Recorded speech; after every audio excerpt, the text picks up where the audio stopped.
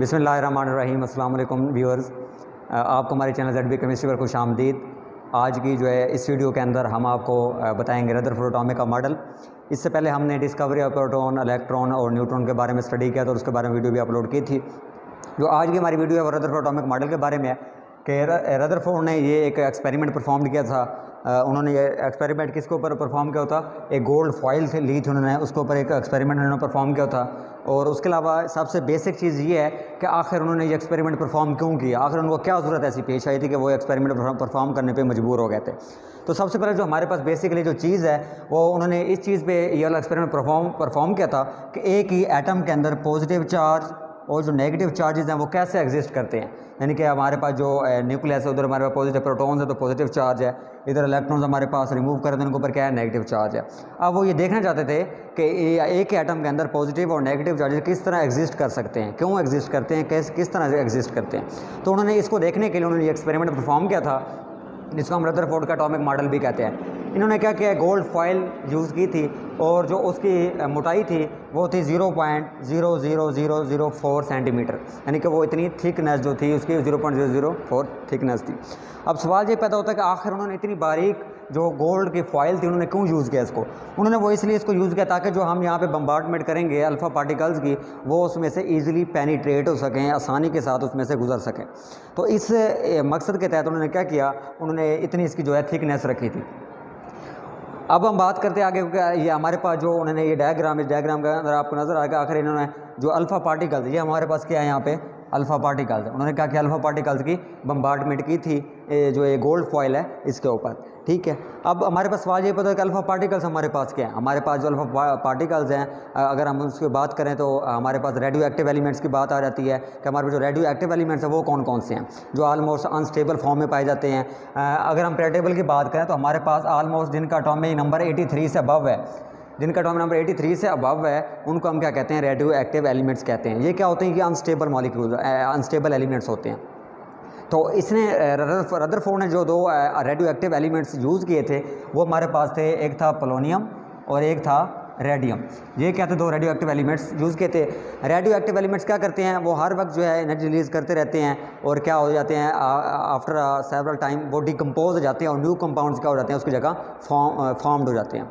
तो इस तरह क्या था, इन्होंने एक पोलोनियम और रेडियम यूज़ किया था और जो इनमें हमारे पास न्यूक्लियाई के जो थे वो हीलियम के न्यूक्लियाई थे, यानी कि जो हीलियम के न्यूक्लियाई थे वो अल्फ़ा पार्टिकल्स में यूज़ होते हैं। अल्फ़ा पार्टिकल्स की क्या कि उन्होंने बम्बार्डमेंट की थी और उन्होंने क्या किया, एक फ़ोटोग्राफिक फ़िल्म यूज़ की, एक स्क्रीन को लगाया था, उसके ऊपर उन्होंने फिर ऑब्जर्वेशन उसको ऑब्ज़र्व किया इसका रिज़ल्ट, और उसको जिंक सल्फाइड के साथ जो स्क्रीन लगाई थी उसको जिंक सल्फाइड से कोटेड कर दिया था। अगर हम यहाँ पे देखें इस डायग्राम के अंदर तो आप लोग देख सकते हो जो alpha particles majority of elements हैं वो क्या हो गए, सीधे स्ट्रेट पास आउट हो गए हैं। और उनमें से कुछ ही एलिमेंट्स ऐसे थे जो डिफ्लेक्ट हुए, यानी कि टकरा के इधर टकरा के कुछ ही एंगल पर डिफ्लेक्ट हो गए। उसके अलावा कुछ एलिमेंट्स थे बिल्कुल इस तरह डिफ्लेक्ट हो गए और कुछ ही ऐसे थे जो यहाँ से टकरा कर बाउंस बैक हुए हैं। ठीक है, ये कुछ ही एलिमेंट्स ऐसे थे जो टकरा कर क्या हुए हैं, बाउंस बैक हुए हैं। तो ये आपने इस डायग्राम में देख लिया। अगर हम यहाँ पे ऑब्जर्वेशन की बात करें कि रदरफोर्ड एटॉमिक मॉडल में रदरफोर्ड ने क्या ऑब्ज़र्व किया था, उन्होंने क्या एक्सपेरिमेंट करने के बाद क्या ऑब्ज़र्व किया, तो उन्होंने ये बात ऑब्ज़र्व की कि आलमोस्ट जितने भी एलिमेंट्स थे, ऑल एलिमेंट्स जो है वो अनडिफ्लेक्टेड जो है पास आउट हो गए। यानी कि जितनी भी तादाद अगर आप उसकी बात करें तो सबसे ज़्यादा जो एलिमेंट्स थे वो सीधे ही बगैर मुड़े सीधे पास आउट हो गए।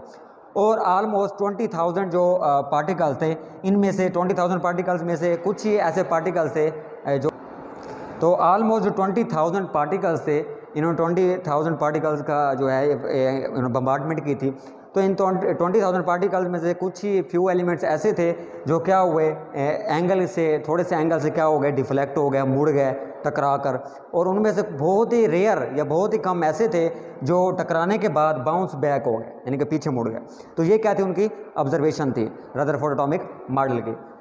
अगर यहाँ पे अब हम बात करें कि रदरफोर्ड ने आखिर इस एक्सपेरिमेंट को करने के बाद उन्होंने जो इसके रिज़ल्ट निकाले वो कौन कौन से थे, तो रिज़ल्ट जो है इनमें हमारे पास क्या है, since most of the particles pass through the foil undeflected therefore the most of the volume occupied by the atom is empty. कि अगर हम यहाँ पे रिज़ल्ट की बात करें कि रदरफोर्ड के एटॉमिक मॉडल के रिज़ल्ट क्या थे, तो इसमें जो पहला रिज़ल्ट था, यानी कि अगर आपने देखा है कि जो वॉल्यूम है एटम का वो क्या है, ऑलमोस्ट एम्प्टी है। ठीक है, उसमें हमारे पास देखें, हमारे पास यहाँ पे न्यूक्लियस से पॉजिटिव चार्ज है, आप देख सकते हैं कि जितने भी पार्टिकल्स थे वो इस तरह स्ट्रेट गुजर गए। ठीक है, क्योंकि इससे बात से ये वाज़ेह होता है कि जो उसका वॉल्यूम, टोटल वॉल्यूम है ऑक्यूपाइड, तो उसके तरह वो क्या है, बहुत ज़्यादा ना होने के बराबर है, एम्प्टी है। क्योंकि अगर इसका वॉल्यूम होता तो क्या होता है, ये फिर सीधे ना गुजरते, ये टकरा के बाउंस बैक हो जाते, ये डिफ्लेक्ट बैक हो जाते, ये एंगल से टकरा के आगे पीछे मुड़ जाते। तो इसका वॉल्यूम बिल्कुल नहीं था, तो इस वजह से बहुत ही कम था, एम्प्टी था, तो इस वजह से क्या हुआ, वो सारे के सारे वो सीधे गुजर गया। अब हम दूसरे रिजल्ट की बात करते हैं। The deflection of a few particles proved that there is a centre of positive charges in an atom which is called nucleus of an atom. अब उन्होंने इस बात से, दूसरा रिजल्ट इनका क्या था कि न्यूक्लियस है कि हमारे पास जो पार्टिकल्स डिफ्लेक्ट हो रहे हैं, और जैसे कि यहाँ पे देख सकते हैं ये पार्टिकल जो है इस चीज़ से टकरा कर न्यूक्लियस से डिफ्लेक्ट हो गया। अब उन्होंने इस बात से ये अंदाज़ा लगाया कि इसके सेंटर में वो एक ऐसी चीज़ पाई जाती है छोटी सी, जो क्या होती है, जिससे जो एलिमेंट्स हैं या जो पार्टिकल्स हैं ये टकरा कर क्या हो जाते हैं, बाउंस बैक हो जाते हैं या डिफ्लेक्ट हो जाते हैं। तो दूसरा जो इनका था कि इसके सेंटर में, एटम के सेंटर में क्या है, एक न्यूक्लियस पाया जाता है जिसके ऊपर क्या है, आपके पास पॉजिटिव चार्ज है। उसके बाद अब हम तीसरे रिजल्ट की बात करते हैं। The complete rebounce of a few particle shows that the nucleus is very dense and hard. अब तीसरा जो इनका रिजल्ट था कि वो हार्ड है एंड डेंस है, कि आपके पास जो ये न्यूक्लियस जो पाया जाता है इसके, अब ये पार्टिकल जो बाउंस बैक हो रहे हैं टकरा कर न्यूक्लियस को और बिल्कुल पीछे की तरफ आ रहे हैं, इस बात को प्रूव करते हैं कि जो यहाँ पे न्यूक्लियस पाया जाता है वो हार्ड है और डेंस है। फोर्थ रिजल्ट क्या था, since a few particles were deflected it shows that the size of nucleus is very small as compare to the total volume of an atom. ये वही पॉइंट है जो पहला पॉइंट हमने क्लियर किया कि जो साइज़ ऑफ न्यूक्लियस है वो स्मॉल है as compare to the total volume of the atom, क्योंकि बहुत ही थोड़े से पार्टिकल से जो यहाँ से गुजरे होंगे, दरमियान से टकरा गए होंगे या बाउंस बैक हो गए होंगे। अगर इसका साइज़ बड़ा होता तो फिर क्या होता है, बहुत ज़्यादा मालिक्यूल जो है टकराते हैं, लेकिन इसका साइज़, न्यूक्लियस का साइज़ क्या है, बहुत ही छोटा है, यानी कि जो साइज़ है वो क्या आपके पास स्मॉल है। जब हम इसके पाँचवें रिजल्ट की बात करते हैं, the electrons revolve around the nucleus, कि जो हमारे पास इलेक्ट्रॉन्स हैं वो न्यूक्लियस के इर्द गिर्द क्या करते हैं, मूव करते हैं।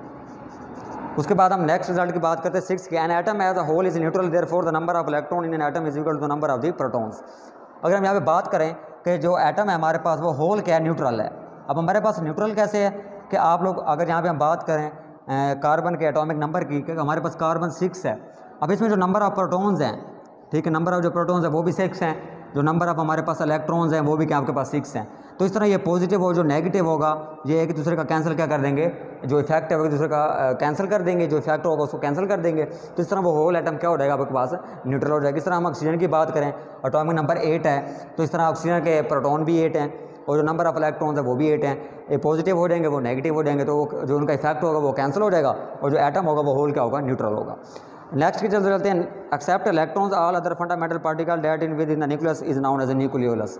यानी कि इसके अंदर न्यूक्लियोन्स, यानी कि जितना भी हमारे पास न्यूक्लियस के अलावा जितने भी हमारे पार्टिकल्स इसके अंदर पाए जाएंगे वो उसको हम क्या कहेंगे, न्यूक्लियोन्स कहेंगे।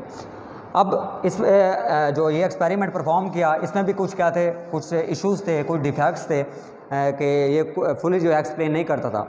अब जो रदरफोर्ड के जो डिफेक्ट्स थे हम उनको स्टडी करते हैं। सबसे पहले जो according to the classical theory के मुताबिक जो रदरफोर्ड का पहला डिफेक्ट क्या था कि जो इलेक्ट्रॉन्स हैं वो कॉन्टीन्यूसली क्या करते रहते हैं, एनर्जी को रिलीज़ करते रहते हैं, कॉन्टीन्यूसली इमिट द एनर्जी। ठीक है, ये इनका क्या था, पहला डिफेक्ट था। दूसरा डिफेक्ट क्या था, यानी कि वो क्या करते हैं, एनर्जी को रिलीज़ करेंगे, इलेक्ट्रॉन्स जो है ये एनर्जी को क्या करते रहेंगे, रिलीज़ करते रहेंगे और ultimately fall on to the nucleus, और क्या होगा, न्यूक्लियस के ऊपर गिर जाएंगे। उसके बाद दूसरा डिफेक्ट इनका क्या था, if the electron emit energy continuously they should form a continuous spectrum but line spectrum was observed, कि हमारे पास जो आफ्टर ऑब्जर्वेशन लाइन स्पेक्ट्रम जो था वो ऑब्जर्व किया गया। अगर उसके मुताबिक, पहले पॉइंट के मुताबिक अगर ये कंटिन्यूसली एनर्जी को रिलीज़ करते हैं तो फिर हमें क्या मिलना चाहिए था, कंटिन्यूस स्पेक्ट्रम मिलना चाहिए था। बट जब एक्सपेरिमेंट किया गया उसके बाद हमें क्या ऑब्जर्व हुआ कि वो लाइन स्पेक्ट्रम है। अब स्पेक्ट्रम की हम बात करते हैं, अगर हमारे पास ये प्रिज्म है, इसमें हम लाइट वाइट को गुजारें, वाइट को पास आउट करें तो हमारे पास 7 मुख्तलिफ वाइट जो लाइट्स हैं मुख्तलिफ वेव लेंथ्स वो प्रोड्यूस हो जाती हैं, 4, 5, 6 एंड 7। अब हमारे पास कंटिन्यूस और लाइन स्पेक्ट्रम क्या है, कंटिन्यूस में क्या होगा, उसके नेम से पता चल रहा है आपको कि इसमें आपके जितने भी कलर्स होंगे वो अनडिफ्रेंशिएटेड होंगे, यानी कि आप उनको कलर मिक्सअप होंगे, आप उनको डिफ्रेंशिएट नहीं कर सकेंगे। अगर हम लाइन स्पेक्ट्रम की बात करें तो इसमें क्या होगा, एक डार्क कलर की लाइन बन जाएगी। वो डार्क कलर की लाइन क्या करेगी, कलर्स को सेपरेट करेगी। उस तरह क्या होगा, आप वाज़ेह तौर पर बता सकेंगे कि ये कौन सा कलर है, ये कौन सा कलर है। तो इस तरह यहाँ पर भी क्या हुआ, लाइन स्पेक्ट्रम जो है वो ऑब्जर्व किया गया, लेकिन हमारे पास अगर उसके पहले पॉइंट के मुताबिक तो हमें कॉन्टिन्यूस स्पेक्ट्रम मिलना चाहिए था। तो ये इसका क्या था, दूसरा डिफेक्ट्स था। और इन डिफेक्ट्स को मद्देनज़र रखते हुए बोर ने क्या किया, अपना जो एक्सपेरिमेंट है वो परफॉर्म किया। तो वो हम आपको नेक्स्ट वीडियो में उसके बारे में आपको पढ़ाएंगे। तो ये आज का हमारा लेक्चर था। अगर अभी तक आपने हमारे चैनल सब्सक्राइब नहीं किया तो चैनल सब्सक्राइब कर दें, ताकि हम जो नेक्स्ट वीडियो अपने अपलोड करें वो आपको आसानी के साथ मिल सके। तब तक के लिए अल्लाह हाफिज़।